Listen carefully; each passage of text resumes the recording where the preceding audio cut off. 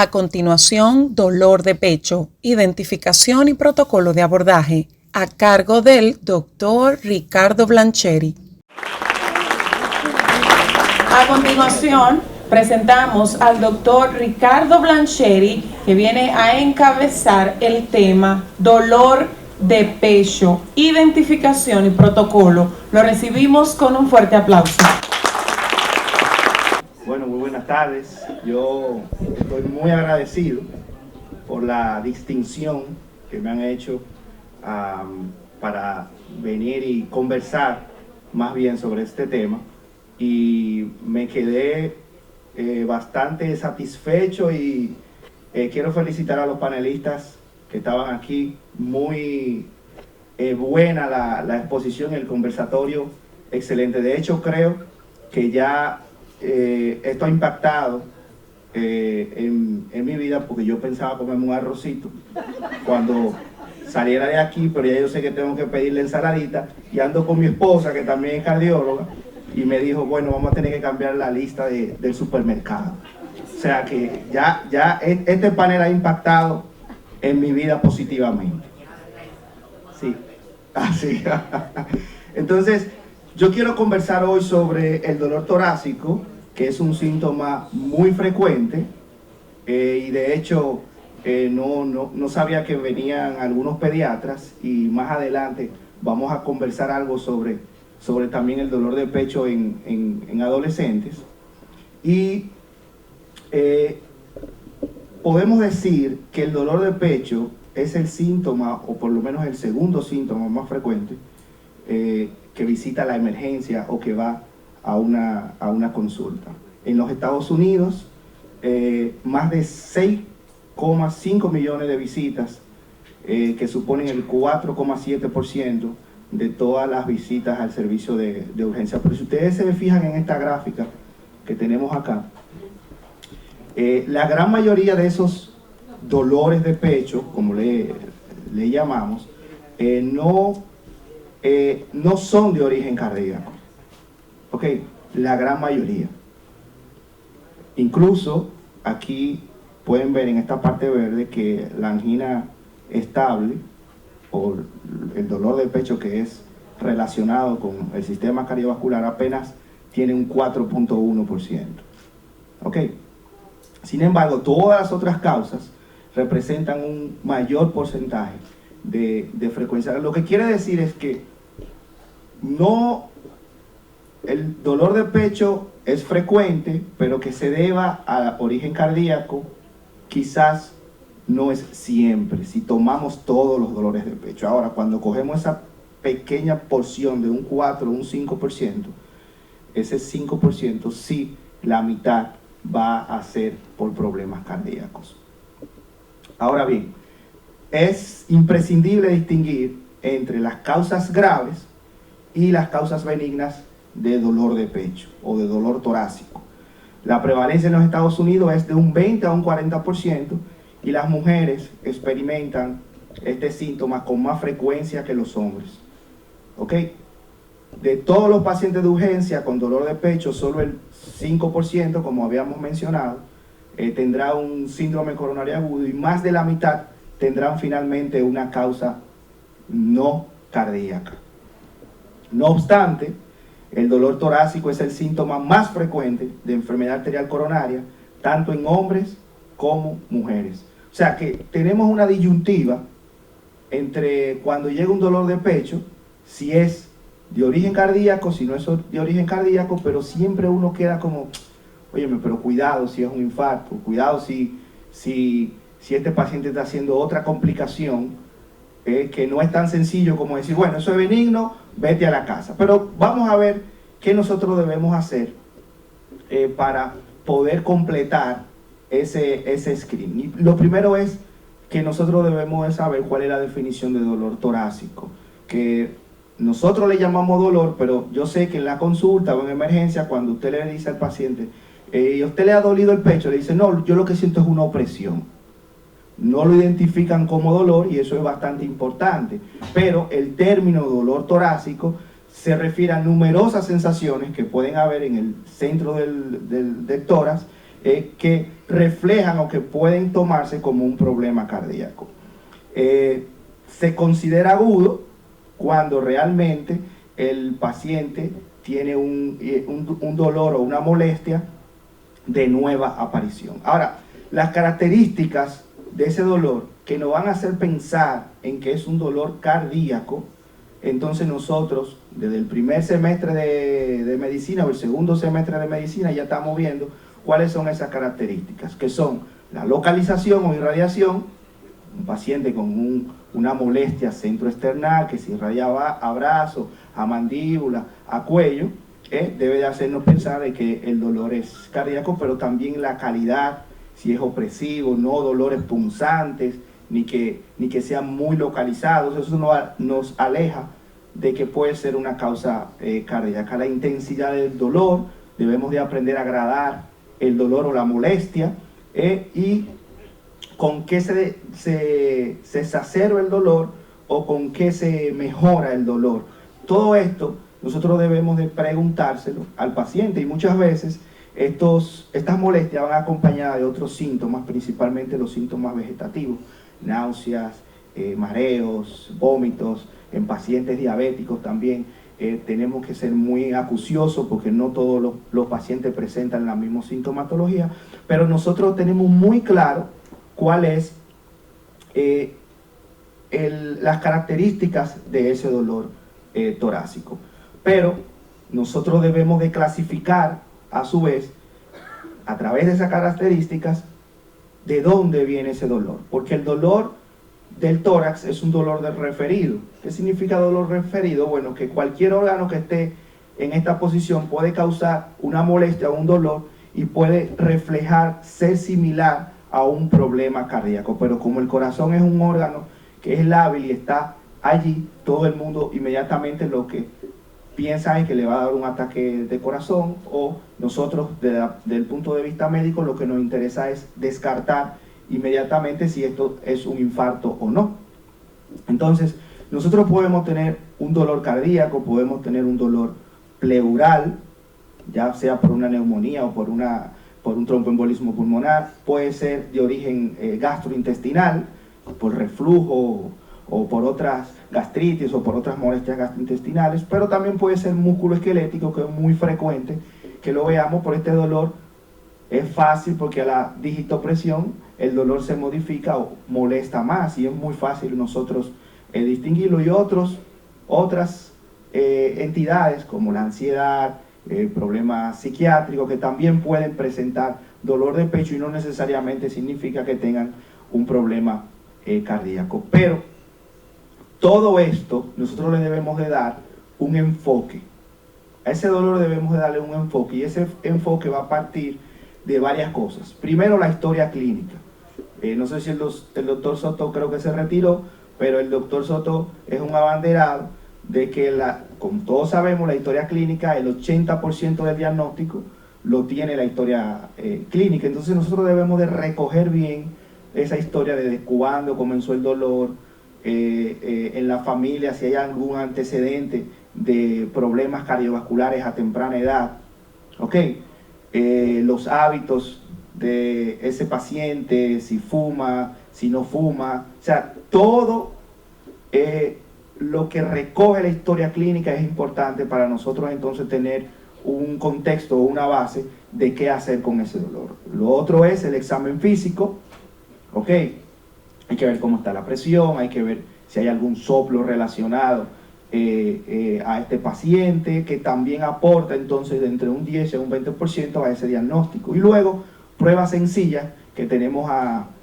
mano, como son el electrocardiograma y los marcadores cardíacos, que vamos a ver cómo debemos utilizarlo, porque obviamente no en todo el mundo vamos a hacer marcadores cardíacos. Y pongo aquí dos cosas, las troponinas y la CKMB. ¿Por qué pongo la troponina y la CKMB? Porque las troponinas, lo que nos dicen las guías de manejo, es que debemos hacer troponinas ultrasensibles. Troponinas ultrasensibles. Y de no tenerla, bueno, pues troponinas I, que son otro tipo de troponinas que no son tan sensibles como las ultra. Pero ¿qué pasa con las enzimas? Las enzimas han sido sacadas de esa evaluación de dolor torácico? Bueno, ¿por qué? Porque no tienen una sensibilidad y no tienen una especificidad del músculo cardíaco. Entonces nos quedamos solamente con las troponinas. ¿Qué sucede? Cuando ese paciente llega con dolor torácico, nosotros tenemos que descartar 5 patologías que pueden matar al paciente en lo que nosotros vamos y buscamos un esteto o vamos y llamamos al laboratorio. Y esas patologías son el tromboembolismo pulmonar, en primera instancia, que sí puede cursar con dolor de pecho, incluso hasta síncope en 15% de los casos, y que un trombo que se forma en las piernas, sube hasta el pulmón y tapa la circulación pulmonar. Y esto puede matar al paciente en segundos, pero clínicamente se puede distinguir porque el paciente puede presentar disnea, puede presentar antecedentes de inmovilización por mucho tiempo, o puede presentar también el tema de que tuvo algún accidente, dolor en una pierna y que luego fueron los síntomas. Entonces todo eso nos ayuda a nosotros descartar de que sea un tromboembolismo pulmonar. El síndrome aórtico agudo, que en todas las sociedades es difícil entre un síndrome coronario agudo y un síndrome aórtico agudo, una vez hacer la distinción, porque el dolor es muy parecido al del infarto, un dolor centroesternal que, aunque la literatura dice que es desgarrante, muchas veces no lo es, y que puede irradiarse a espalda igual que un síndrome coronario agudo. Pero la diferencia está en que si nosotros lo tratamos como un infarto, pues entonces nosotros vamos a empeorar, porque estamos dando anticoagulantes, antiagregantes, y podemos acelerar el proceso del síndrome aórtico. Si es una disección, podemos acelerar esa disección y dar más rápido al traste con la vida. El electrocardiograma, la historia clínica y los antecedentes familiares, así como también las características especiales del dolor, que muchos pacientes dicen, bueno, se me rompió algo dentro, es lo que sentí y fue súbito, pueden hacernos pensar en eso. La radiografía 50-50, un mediastino enchanzado podemos encontrarlo en cualquier paciente y no necesariamente sea un síndrome aórtico agudo, pero si tenemos la posibilidad y no retrasa el tratamiento, debemos de realizarla. El síndrome coronario agudo, el electrocardiograma y las troponinas son esenciales y podemos nosotros rápidamente saber si el paciente está cursando con un síndrome coronario, y obviamente los factores de riesgo, diabetes, dislipidemia, obesidad, pueden hacernos pensar más fácil en un síndrome coronario agudo. El neumotórax, la disnea asociada al neumotórax puede ser espontáneo o puede ser por algún trauma provocado. Con la radiografía aquí sí tenemos casi un 95% de probabilidades de hacer el diagnóstico y que debemos de descartarlo, pero que muchas veces puede comenzar con un dolor de pecho. Y por último, el taponamiento cardíaco. Esas 5 patologías nosotros debemos de tenerlas presentes cuando un paciente llega con un dolor torácico, porque en cuestiones de minutos el paciente se puede descompensar y fallecer. Ahora bien, nosotros debemos estratificar al paciente y dependiendo de los síntomas, dependiendo de qué tantas características positivas para hacer un problema cardíaco tenga, nosotros nos vamos a alejar del diagnóstico de síndrome coronario agudo o nos vamos a acercar. Hay herramientas muy útiles que las guías de manejo de dolor torácico nos facilitan, y que nosotros debemos de tomar en cuenta. Por ejemplo, el TIMI Score es sumamente sencillo y nos puede decir rápidamente si un paciente tiene un riesgo bajo de que tenga un evento cardiovascular, un riesgo intermedio o un riesgo alto, con simplemente saber la edad, si tiene factores de riesgo para enfermedad coronaria, si está tomando aspirina, si en el electro hay algún problema, alguna desviación del eje, si el paciente ya ha presentado dolor con características anginosas o si tiene elevación de las troponinas. Usted le da un punto a cada uno y dependiendo del puntaje usted puede decir, bueno, mira, este es un paciente de bajo riesgo, yo puedo tomarme la decisión de egresarlo y mandarle a hacer quizás algunas pruebas complementarias de forma ambulatoria, o no, mira, este es un paciente de alto riesgo, yo creo que debo de dejarlo en observación y hacer pruebas más específicas que nos digan si realmente este paciente está cursando con un síndrome coronario agudo. Y para lo que hacen emergencias, también está el Heart Score, que es sumamente sencillo. Hay aplicaciones en los celulares, ustedes pueden descargarlo y hacerlo automáticamente, y le dice inmediatamente si el paciente usted lo puede despachar, si lo debe de mantener en observación, o si usted debe de ingresar a ese paciente o llamar al servicio de cardiología o de hemodinamia para que ese paciente sea transferido con un tratamiento diferente al que quizás nosotros tenemos planteado. Pero dice, bueno, pero podemos hacerle pruebas complementarias como un eco, hacerle una angiotomografía, que ya tenemos acceso a la angiotomografía, o podemos hacerle un SPECT cardíaco. Bueno, estas pruebas que son especializadas se guardan para los pacientes que son de alto riesgo cardiovascular, no para todos los pacientes. Y más en nuestros medios, que no contamos con todos los recursos. Por ejemplo, yo trabajo en un hospital, el Hospital Francisco Mocoso Puello, y a veces ni siquiera tenemos electrocardiograma. Entonces tenemos que ingeniárnoslas para nosotros poder estratificar ese paciente. Entonces, mientras el paciente sea de riesgo bajo o riesgo intermedio, nosotros podemos utilizar las herramientas que tenemos a manos. Y si no estamos seguros y el paciente aún así persiste con el dolor o la molestia, entonces nosotros podemos acceder a esas herramientas que son más sofisticadas. Ahora bien, la radiografía de tórax, el ecocardiograma, la angiotomografía, son herramientas que nosotros no lo vamos a utilizar de primera instancia, pero que si tenemos acceso a ellas son formidables porque nos brindan más información y nosotros podemos estratificar mejor el paciente. Un paciente que es diabético, hipertenso, viene con un dolor o con una molestia torácica, el electro está normal, las troponinas están negativas, pero yo tengo la facilidad de hacer un ecocardiograma, y en el ecocardiograma no hay trastorno de la contractilidad, no hay ninguna pared que se mueva menos que otra. Bueno, pues yo tengo más probabilidades de que no sea un síndrome coronario agudo que si no le hubiese hecho el ecocardiograma. Entonces todo va a depender del acceso que tengamos a estas pruebas. Pero, ¿qué pasa si el paciente cursa con un infarto? ¿Qué pasa si realmente el paciente tiene un infarto? Y vamos a hablar un poquito del síndrome coronario agudo, que es la causa de muerte más frecuente en todo el mundo. O sea, las personas se mueren por infarto. ¿Ok? En este mundo las personas se mueren por infarto. Y obviamente esa mortalidad va a depender primero de los factores de riesgo que usted tenga, si es hipertenso, si es diabético, si es obeso.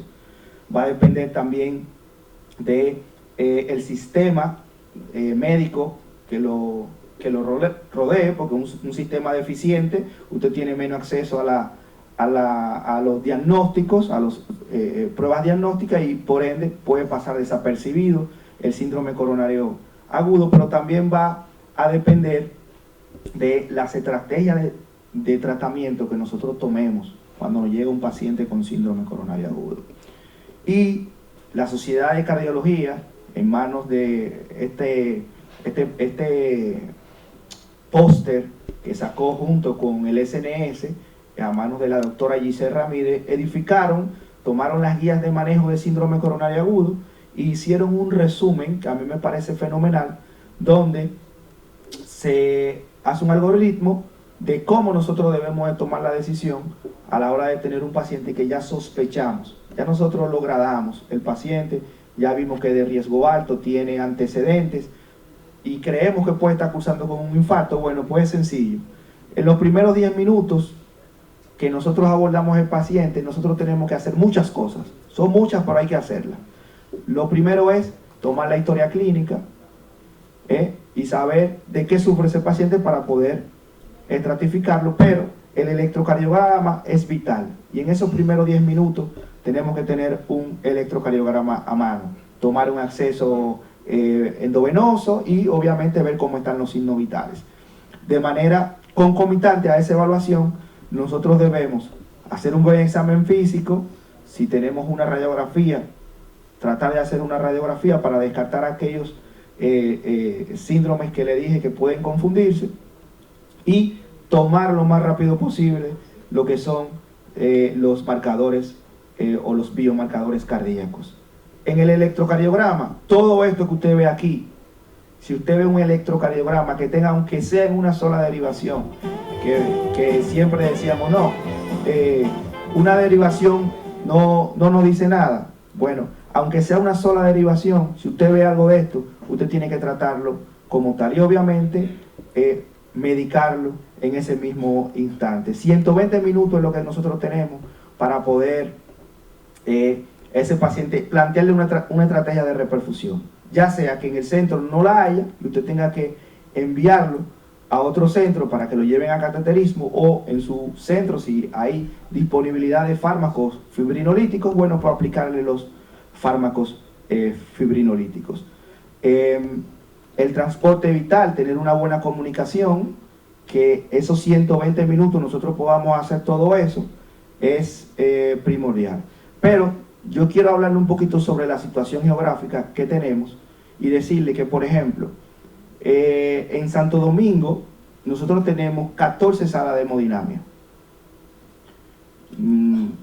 En Santiago y San Francisco de Macorís hay 8 salas de hemodinamia. Pero ¿qué pasa con el este y qué pasa con el sur? No tenemos salas de hemodinamia. Lo que quiere decir que esos 120 minutos pueden quizás transformarse en 2 o en 3 horas. Y cada minuto que pasa, cada hora que pasa con ese paciente infartado, es miocardio que se pierde, corazón que se pierde, un paciente que puede hacer una arritmia y fallecer o puede quedar en fallo cardíaco. Entonces, para acá, para el sur, que es una gran población, si ustedes se fijan en el mapa, tenemos que acercar una sala de hemodinamia. Debe de haber una estrategia con las administraciones de toda esta parte, de nosotros plantear una estrategia de que se cumplan esos 120 minutos o que sea más rápido, o instalar algún tipo de sala para esta zona que le pueda brindar a toda esa población del sur una terapia rápida fibrinolítica. Obviamente nosotros tratamos de mejorar esto. Esto es un proyecto que es personal, pero que hemos tratado de llevar a las autoridades, que se llama Ruta Infarto. La Ruta Infarto simplemente es un acompañamiento, un seguimiento a esos médicos que están en la lejanía, que con una llamada, con una coordinación previa ya, se puede mejorar el tratamiento a esos pacientes con síndrome coronario agudo. Y le voy a poner un caso bastante rápido y especial que nos tocó tratar. Tengo aquí a un colega que es el doctor Carlos Martínez, que también es cardiólogo intervencionista, y que fue en un niño precisamente de 15 años. Ese niño, la madre y el padre no dicen que nunca han sufrido de nada, ni en su familia sufren de nada. El niño estaba jugando pelota y de un momento a otro se desmayó en el play, recupera la conciencia y dice que le duele el pecho y lo llevan a una emergencia de su comunidad, creo que fue aquí en San Cristóbal.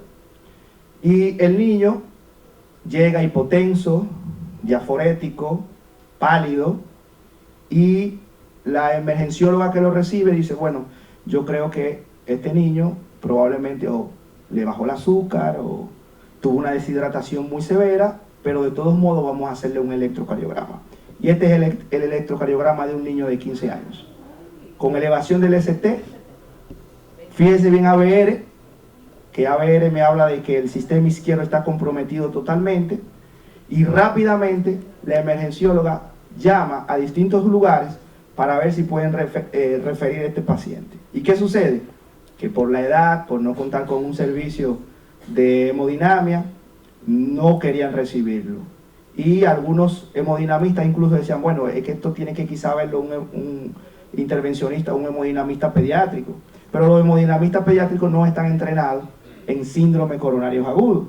¿Ok? Y nosotros, el doctor Carlos Martínez, el doctor Víctor Bueno, que no está aquí con nosotros, decidimos entrar al paciente. Solamente le voy a enseñar una imagen del cateterismo.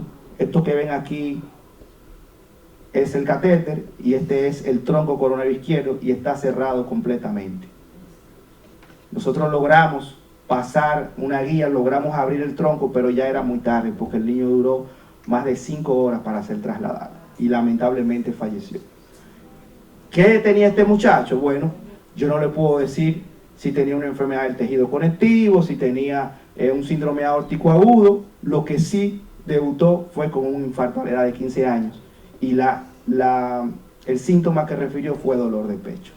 O sea que en todos los pacientes con dolor de pecho nosotros debemos de ser muy acuciosos, ¿ok?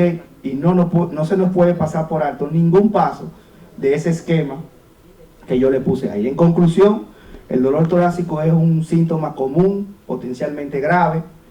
Una evaluación adecuada, una estratificación de riesgo y las pruebas diagnósticas ayudan a determinar el enfoque de tratamiento apropiado que le vamos a dar. Y las guías de actualización proporcionan pautas valiosas para el manejo del dolor torácico. La guía de dolor torácico plantea este algoritmo, un acrónimo mejor dicho, de chest pain, que ustedes después lo pueden repasar. Por cuestiones de tiempo no vamos a hablar sobre él, pero que todo lo que yo les he dicho está resumido en cada una de esas figuritas. Y esta es la guía de dolor de pecho. Muchísimas gracias.